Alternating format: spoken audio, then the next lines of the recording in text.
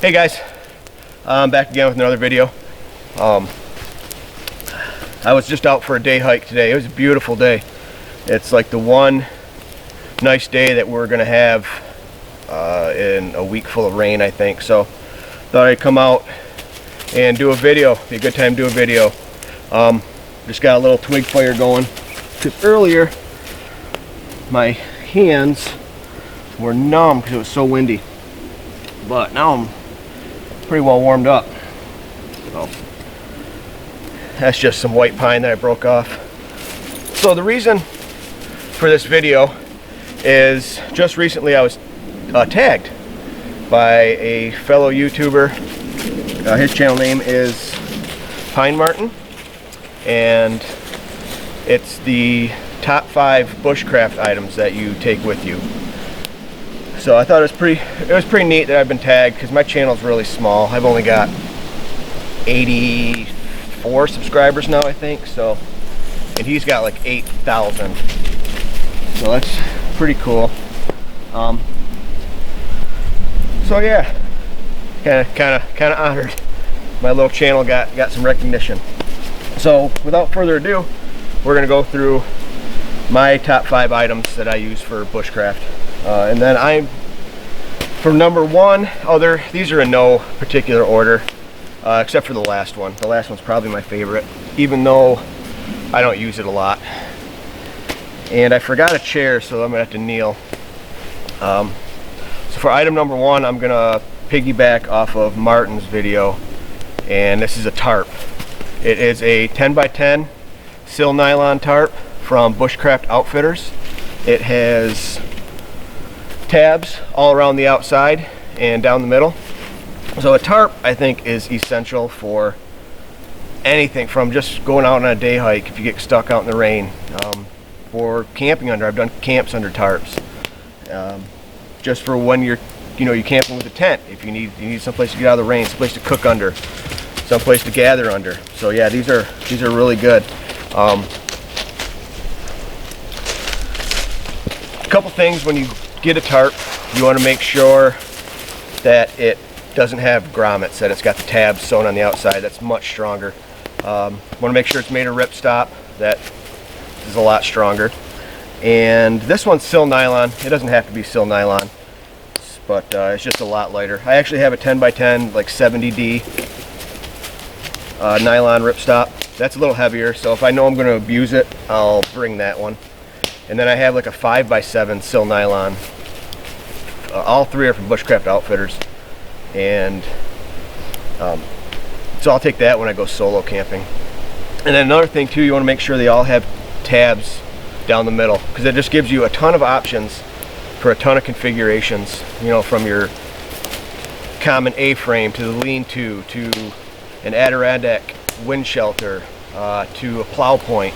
So there's just a ton. The sky's the limit with what you can do with a tarp. So tarp is number 1. And then number 2 is a SAK Farmer Swiss Army knife. I rarely carry a belt knife. I just don't use it that much. If I need to baton anything, I'll do that with my next item. So yeah, I really like this one. It's just got a single blade and a saw, which I've used, and then bottle opener, or a can opener, and then a bottle opener, and then an awl, which is good for striking a fire steel. That's how I started this. And then the screwdrivers, bottle openers, can openers allow me to not really have to carry a multi-tool. So this is just really handy. At first I wanted to get a SAK Bushcrafter, because that doesn't come with the screwdrivers, but they don't make them anymore. So if you can find one for probably less than $100, jump on it. But I like this one actually better.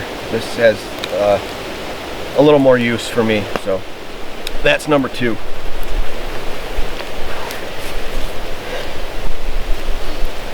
And then number 3 is, this is not really like a bushcraft item.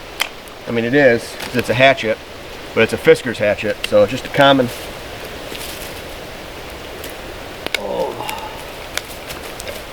There we go. Just a common hatchet.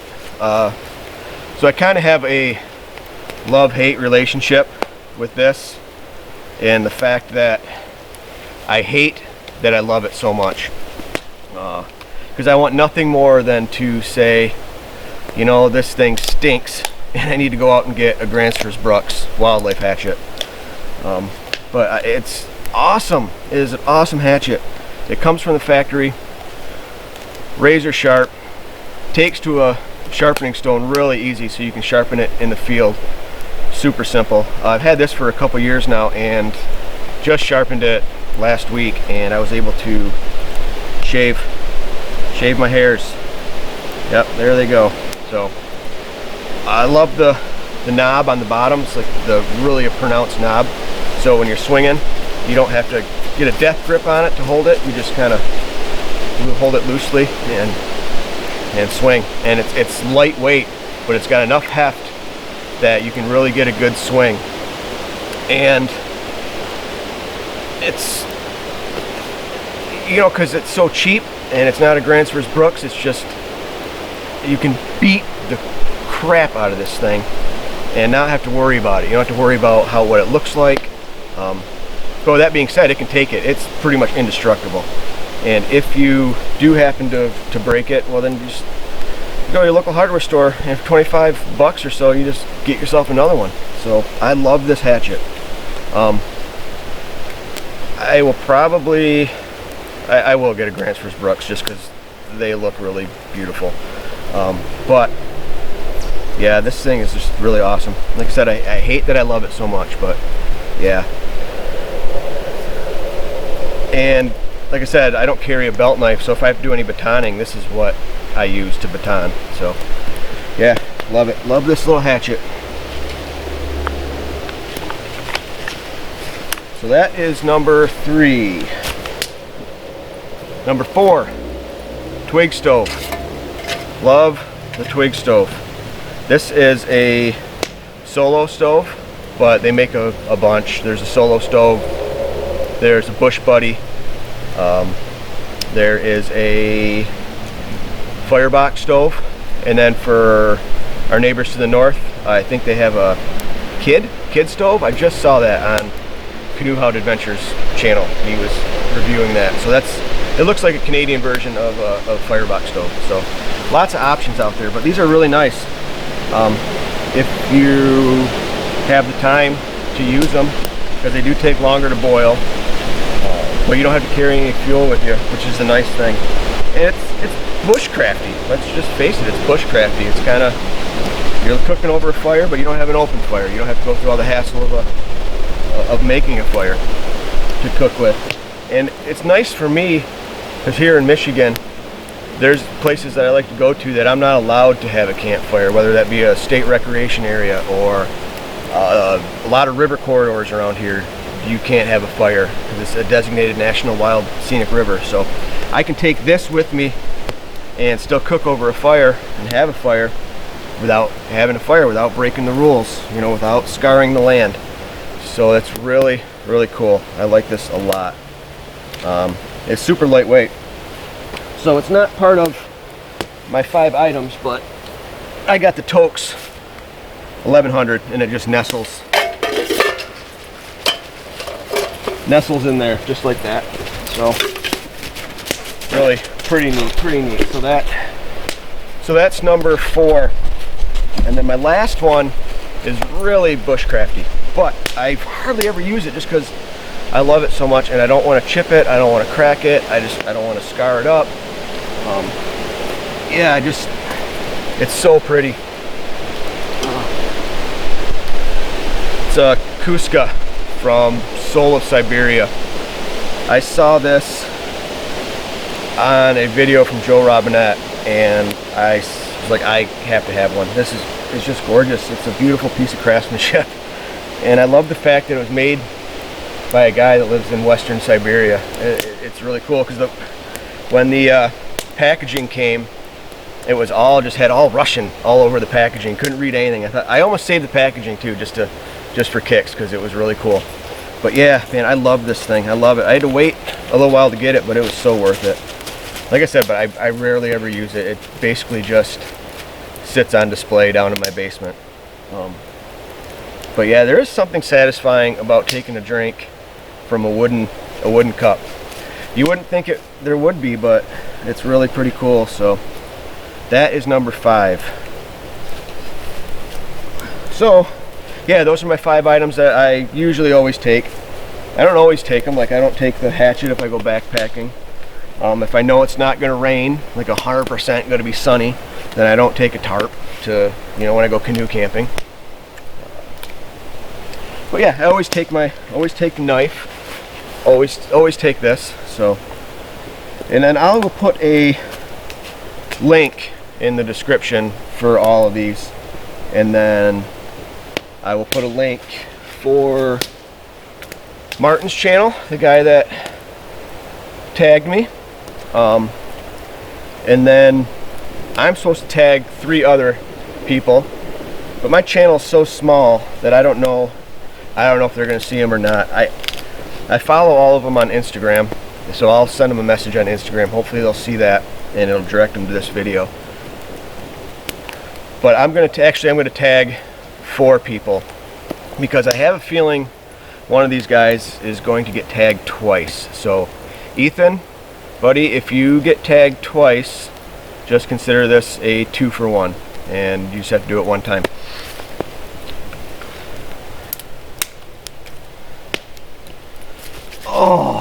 Oh, that feels good on the hands. Feels good on the hands.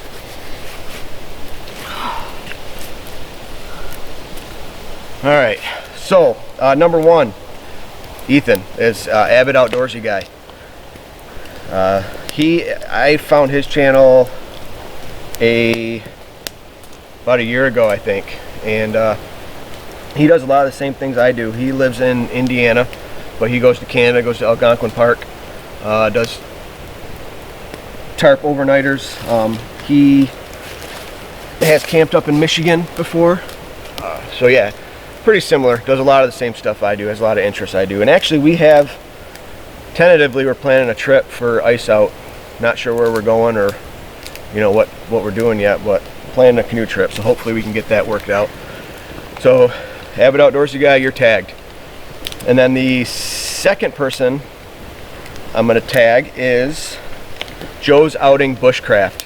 Now, I don't know this guy at all. I've never even conversed with him on social media. I've just left some comments on some of his videos because I think they're really cool. They're not real long, and generally he doesn't talk, which I can take it or leave it. I like both ways. I like when people explain what they're doing, and I like, you know, the silent ones as well.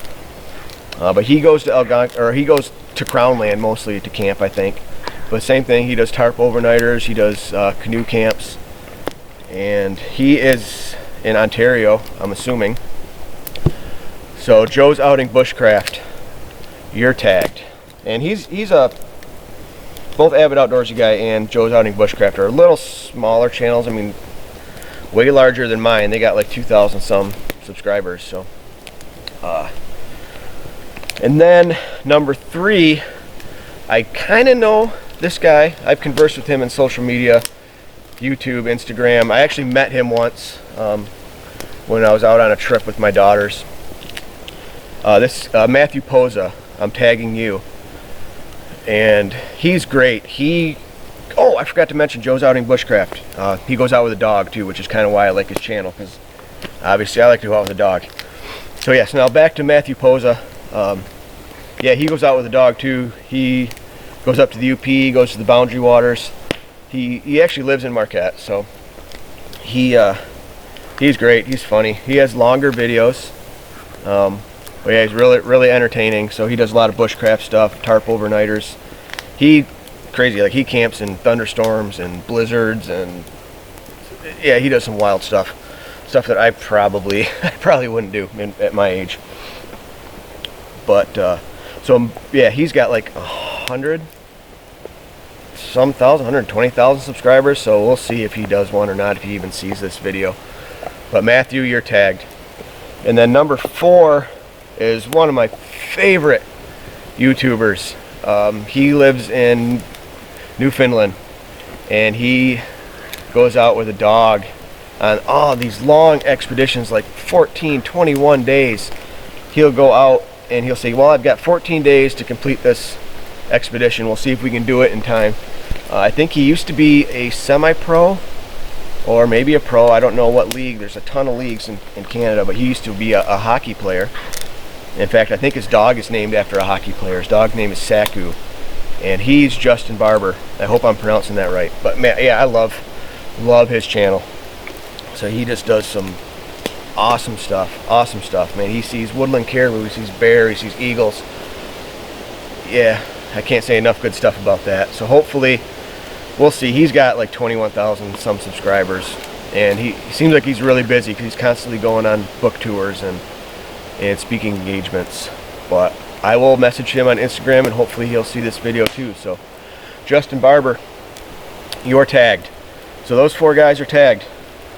So those are my 5 items, and I'm really honored. Martin, thank you for tagging me. I'm really honored that you did that, that you found my channel, because I'm a big fan of your channel. So I like watching your videos. So very informative. So with that being said, I am going to let this die down, and then there's some water over there. I got to get some water in a dry bag, dump it out, cover it up with leaves. Leave no trace, right? So we'll do that, and then we'll hike on out of here. And yeah, it's about dinner time, so we'll go have some dinner.